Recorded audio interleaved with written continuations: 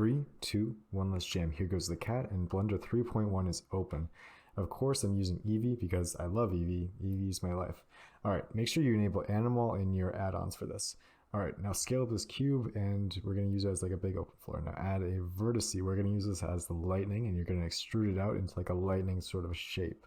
Now that we've got this sort of lightning shape, we want to go into the modifiers, and we're going to add solidify to give it some actual like mass and some shape. Now we're going to go and scale it down using Control A, and then we're going to add some displacement to make it look more like a lightning actual, kind of like a lightning shape. We're going to make a new texture. We're going to make it clouds, because why would we use anything else? Clouds is just what we should use. And then you want to change all of this to global so that when we move it, it'll actually change the displacement. And you want to do this for both axes so that when you move it in world space, it changes in both directions and not just the X or the Y, which would look really weird as it would just move in like one direction when it shakes or whatever. And we're going to subdivide it so it gives it a little more detail and topology to work with. And now you can see as I move it, it kind of wiggles around, which is really nice. Get that cat out of there, by the way. We're going to move it around just a little bit more just because, just to show that it can be like any shape at this point, and it's just the modifiers that are making this shape. It's like whatever you do, it's always just going to look like this, which is, the beauty of proceduralism. It's very nice. All right, now we're going to probably start working on the shading here. Open up a shader window, and make sure to bring up the timeline because we are going to be animating the shaders, and that's why we got animal at the start, which is a node animation add-on. All right, so we're going to make a new material, and we're going to call it lightning because it's a lightning shader, of course, and we're going to add in a mission node because we want the lightning to be bright.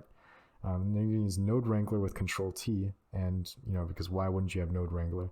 And that way we can map out a color ramp as like a color onto the lightning.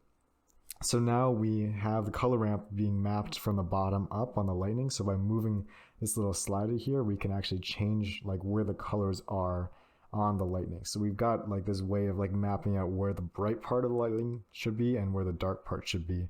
So we control like when the lightning is bright and where it's bright, etc. So by messing with this color ramp here, we can create a little band in the middle where there's just light and then everything else is dark. And then by moving that color ramp on the actual like model using the shader, we can change where that band is.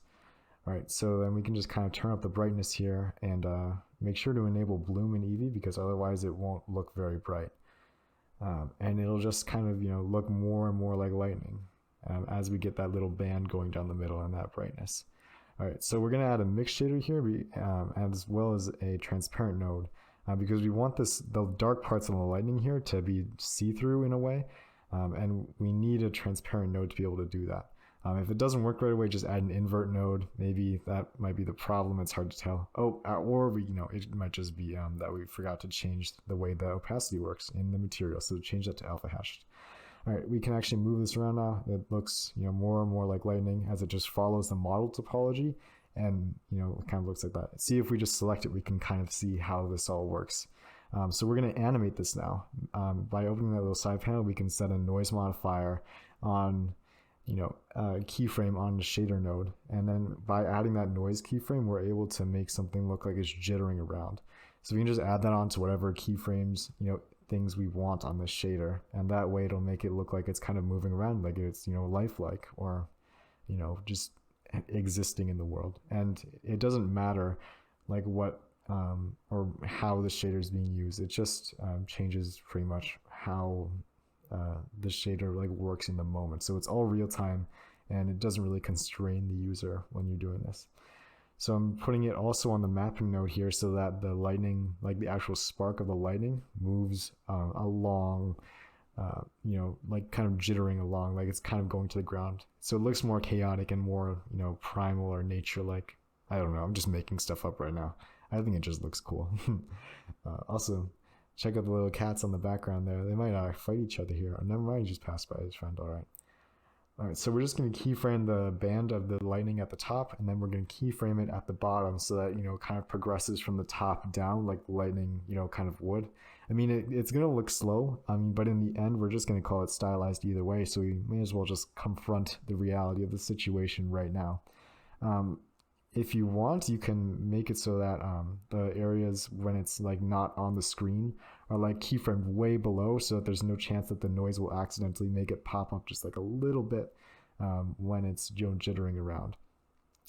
When we're changing the world settings for the render, we're going to make it so that the background isn't glowing bright, and we're also going to add a little bit of volume so that we can see some nice light, kind of like volumetrics there. We're going to set the timeline frames here so we have like a start and a cutoff, which is good for what we're doing here, which is animating a lightning shot. On the light here, we want to turn up the radius, because in Eevee, the lightning, like the emission shader, won't actually cast its own light. We need a light on its own to like cast the light for it. And if we have a point light, it's very easy to see where the point light is. So if we turn up the radius, it's harder to spot that it's a separate light. All right, so we're going to keyframe it, and then we're going to make it move with the lightning. And we're also going to keyframe the power so that it looks like the lightning is moving down and casting the light at the same time. This way, it's really easy to like kind of fake that kind of brightness and emission in Eevee, so that it could even like look something like an actual ray tracing engine like Cycles. But the difference in Eevee is that we're just using two separate objects to cast like fake light from an emission shader. This is a really easy trick that you can do whenever you're in Eevee, just to make a light look more like it's in the scene. I see a lot of people in Eevee just kind of add an emission shader and just be like, oh yeah, it looks like light, but then they don't add the actual light into the scene, and nothing gets reflected off of that light, and it doesn't really follow through. With this technique, you can make something look like it's actually casting rays or light, and it works pretty well. And it's real time too. You don't have to like render out all this stuff. So that's why I'm a Eevee superiorist or whatever. I don't know what you would call it, but I love Eevee so much. Oh my god. All right. Oh yeah, you can also add noise on the light's strength, so that way the light kind of flickers like lightning would. Again, looks a little weird, but whatever.